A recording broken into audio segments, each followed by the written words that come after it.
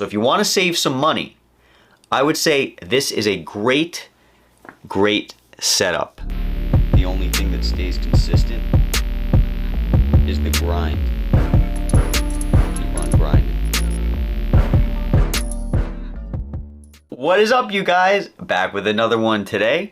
We got a fantastic request from one of the amazing subscribers of this channel. That request is, I got a 3mm rope, 22 inches. I put a pendant in it. I always wanted a rope chain. They're not very obtainable in Denmark. Who would have knew, right? By the way, thank you guys for joining from all around the world. I'm so happy to hear about it. Luckily, Jaxxon could sort me out. Of course, my man always comes through. I'm thinking about adding a 5.5mm 26-inch Mariner to my setup. If you could help illustrate that, I would be super grateful. Now, I don't unfortunately have a 5.5mm Mariner, but I do have a 5mm. Now that's gonna do just as good.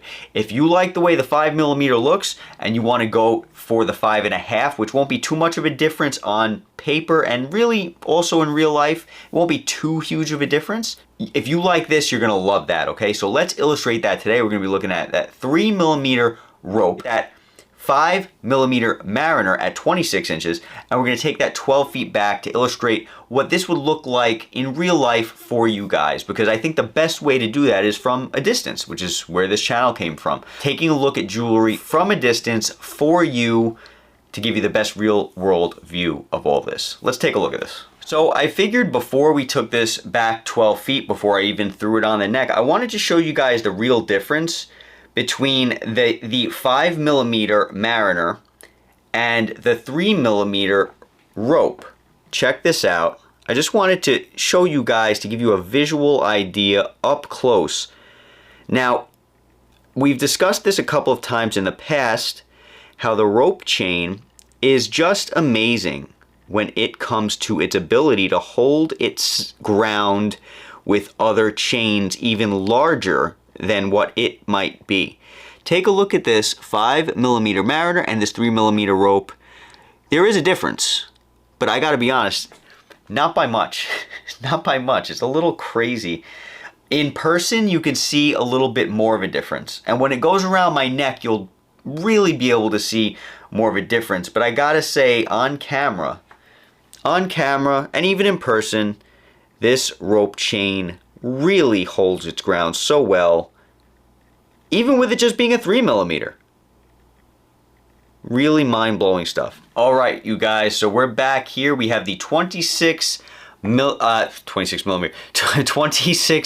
Mariner with the 22-inch rope chain. Now, I threw a pendant on this. I'm not sure what size this gentleman's pendant is. My pendant is clearly a little bit big.